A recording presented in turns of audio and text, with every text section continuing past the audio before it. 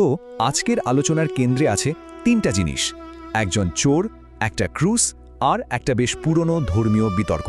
চলুন তো এই ধর্মতাত্ত্বিক রহস্যের গভীরে ঢোকা যাক। আচ্ছা, সবার আগে ব্যাপটিজমের গুরুত্বটা একটু বোঝা দরকার। খ্রিস্ট ধর্মে এটাকে কিন্তু একটা মৌলিক আদেশ হিসেবেই দেখা হয়, মানে এটা শুধু একটা নিয়ম বা প্রথা না, এর কিন্তু একটা গভীর প্রতীকী অর্থ আছে। আর ঠিক এই জায়গাটাতেই আসল আলোচনাটা শুরু হয়, একটা প্রশ্ন যেটা কিনা শতাব্দীর পর শতাব্দী ধরে খ্রিস্ট ধর্মের ভেতরে বিতর্ক তৈরি করেছে। প্রশ্নটা হলো, ব্যাপটিজম যদি এতটাই জরুরি হয়, তাহলে মুক্তি বা পরিত্রাণের জন্য কি এটা অপরিহার্য? মানে এটা ছাড়া কি মুক্তি সম্ভব না? ব্যাপারটা ঠিকমতো বুঝতে হলে চলুন আগে দেখে নিই ব্যাপটিজমের আসল উদ্দেশ্যটা কি, আর খ্রিস্টীয় বিশ্বাসে এর ভূমিকাটাই বা কোথায়। দেখুন, ব্যাপটিজমের কিন্তু বেশ কয়েকটা প্রতীকী অর্থ আছে। এটা শুধু জলে ডুব দেওয়া না, বরং এটা হলো যিশুর সাথে আত্মিকভাবে এক হয়ে যাওয়ার একটা প্রতীক। মানে তার মৃত্যুর সাথে সাথে নিজের পুরনো জীবনের শেষ আর তার পুনরুত্থানের সাথে এক নতুন জীবনের শুরু। তো ব্যাপটিজমের অর্থ তো বুঝলাম, এবার চলুন সেই বিতর্কটার দিকে তাকানো যাক। এই যে ব্যাপটিজম নিয়ে আলোচনা, এটা কিন্তু নতুন কিছু না, এটা একটা অনেক পুরনো বিতর্ক যা খ্রিস্ট ধর্মের অনুসারীদের মধ্যেই বিভেদ তৈরি করেছে। একটা জিনিস মাথায় রাখতে হবে, এই বিতর্কটা কিন্তু কোনো ছোটখাটো ব্যাপার নয়, এটা খ্রিস্ট ধর্মের ইতিহাসের একটা বেশ বড় অংশ। আর এর বিভিন্ন ব্যাখ্যার কারণে অনেক বিশ্বাসীদের মধ্যেও কিন্তু বিভেদ তৈরি হয়েছে। এখানে মূলত দুটো প্রধান মতবাদ আছে। একদল হলেন পেডো ব্যাপটিস্ট।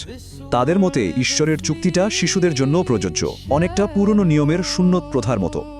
আর নিউ টেস্টামেন্টে যে পুরো পরিবারের ব্যাপটিজমের কথা আছে, সেখানে হয়তো শিশুরাও ছিল। অন্যদিকে ক্রেডো ব্যাপটিস্টরা বলেন যে নিউ টেস্টামেন্টের নিয়মটাই হলো আগে বিশ্বাস, তারপর ব্যাপটিজম, কারণ নতুন চুক্তিটা বংশের ওপর নির্ভর করে না, এটা নির্ভর করে আত্মিক পরিবর্তনের ওপর। মানে দুটো দৃষ্টিভঙ্গি কিন্তু শাস্ত্রের ব্যাখ্যার ওপরেই দাঁড়িয়ে আছে। এতক্ষণ তো আমরা নিয়ম কানুন নিয়ে কথা বললাম, কিন্তু এখন আমরা এমন একটা ঘটনার দিকে যাব যা এই সব নিয়মকে যেন একরকম চ্যালেঞ্জ করে বসে আর উন্মোচন করে বিশ্বাসের এক গভীর রহস্য। এই কথাটা কিন্তু পুরো আলোচনার মোড় ঘুরিয়ে দেয়। এখানে সরাসরি বলা হচ্ছে মুক্তির জন্য ব্যাপটিজম অপরিহার্য নয়, আর এর সবচেয়ে বড় প্রমাণ সেটা পাওয়া যায় যিশুর জীবনের একদম শেষ মুহূর্তে। চলুন আমরা ঠিক সেই ঐতিহাসিক মুহূর্তটায় ফিরে যাই। সেই সময়ে যিশুর পাশে ক্রুশবিদ্ধ এক অনুতপ্ত চোরের গল্পটা কিভাবে এই ধর্মতাত্ত্বিক বিতর্কের একেবারে কেন্দ্রে চলে এলো সেটাই দেখব। একবার সেই ভয়ঙ্কর দৃশ্যটা ভাবার চেষ্টা করুন। যিশুকে যে শুধু শারীরিক কষ্ট দেওয়া হচ্ছিল তা কিন্তু না, তাকে মানসিকভাবেও চূড়ান্ত অপমান করা হচ্ছিল। শাসক, সৈন্য, এমনকি তার পাশে ক্রুশে ঝুলে থাকা আরেক অপরাধী, সবাই তাকে উপহাস করছিল। সবার কথাতেই ছিল শুধু অবিশ্বাস আর বিদ্রূপ। কিন্তু এই সব উপহাস আর বিদ্রূপের মধ্যেই অন্য অপরাধীটা একদম অন্য একটা ছবি তুলে ধরল। সে শুধু যিশুকে বাঁচানোর কথাই বলল না, বরং ওই চরম কষ্টের মুহূর্তে তার ওপর গভীর বিশ্বাস রেখে একটা অবিশ্বাস্য অনুরোধ করে বসল। এবার আমরা গল্পের সবচেয়ে গুরুত্বপূর্ণ অংশে চলে এসেছি, যিশুর উত্তর। তার সেই জবাবটা শুধু ওই চোরটার জন্যই ছিল না, এর মধ্যে পুরো খ্রিস্টীয় বিশ্বাসের জন্য একটা গভীর অর্থ লুকিয়ে আছে। এটাই সেই বিখ্যাত প্রতিশ্রুতি। কোনো শর্ত নেই, কোনো ধর্মীয় আচারের কথা নেই। যিশু সরাসরি সেই অনুতপ্ত চোরকে তখনই পরিত্রাণের আশ্বাস দিলেন। কিন্তু এই প্রতিশ্রুতির মধ্যে একটা ভাষাগত জটিলতাও আছে। ব্যাপারটা বেশ মজার। পুরনো গ্রিক পাণ্ডুলিপিতে কিন্তু কোনো কমা, দাড়ি এই ধরনের জ্যোতিচিহ্ন থাকতো না। তাই যখন এটা অনুবাদ করা হয়, তখন একটা কমা কোথায় বসানো হবে সেটার উপর নির্ভর করে পুরো বাক্যটার অর্থই কিন্তু বদলে যেতে পারে।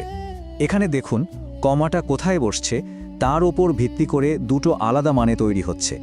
প্রথম মানেটা হলো, আমি তোমাকে সত্যি বলছি, আজই তুমি আমার সঙ্গে পরম দেশে থাকবে। তার মানে প্রতিশ্রুতিটা সেই দিনের জন্যই। আর দ্বিতীয় মানেটা হলো, আমি তোমাকে সত্যি বলছি, আজ তুমি আমার সঙ্গে পরম দেশে থাকবে। এখানে বলা হচ্ছে আজ, কিন্তু পরম দেশে যাওয়ার ব্যাপারটা ভবিষ্যতের জন্য। তাহলে প্রশ্ন হলো, কোনটা ঠিক? বেশিরভাগ ধর্মতাত্ত্বিক আর ভাষাবিদরা কিন্তু একমত যে প্রথম পার্টটাই সঠিক। প্রায় সব বড় বড় বাইবেল অনুবাদে কমাটা আজ শব্দটার আগেই বসানো হয়েছে। এর কারণ হলো, যিশু যখনই আমি তোমাকে সত্যি বলছি এই কথাটা বলতেন, তার ঠিক পরেই আসল কথাটা বলতেন। এটা ছিল তার কথা বলার একটা ধরন। তাই তার এই বিশেষ কথার ধরনের সাথে আজ শব্দটা যোগ করাটা একটু অস্বাভাবিক। এর থেকে এটাই বোঝা যায় যে প্রতিশ্রুতিটা ছিল তাৎক্ষণিক, মানে সেই দিনই পরিত্রাণ পাওয়ার। আচ্ছা, এই যে পরম দেশ শব্দটা বলা হলো, এর মানেটা কি? এটা এসেছে গ্রিক শব্দ প্যারাডাইসস থেকে, যেটা আবার একটা পুরনো ফার্সি শব্দ যার মানে হলো বাগান বা পার্ক। তো এটা শুধু একটা সুন্দর জায়গার কথা বলছে না, এটা আসলে ঈশ্বরের সাথে সেই নিখুঁত সম্পর্কে ফিরে যাওয়ার প্রতীক, যে সম্পর্কটা মানব জাতি একসময় হারিয়ে ফেলেছিল। তাহলে এই পুরো আলোচনা থেকে আমরা কি বুঝলাম? একদিকে ব্যাপটিজমের আদেশ আর অন্যদিকে ওই চোরের গল্প, এই দুটোর মধ্যে কিভাবে মিল খুঁজে পাওয়া যায়। চলুন শেষ অংশে এই বিষয়গুলোকে এক জায়গায় নিয়ে আসি। এখানে সবচেয়ে গুরুত্বপূর্ণ বিষয়টা হলো এই যে ব্যতিক্রমী ঘটনাটা, এটা কিন্তু ব্যাপটিজমের নিয়মকে বাতিল করে দেয় না, বরং এটা নিয়মটার আসল অর্থকে আরও পরিষ্কার করে দেয়।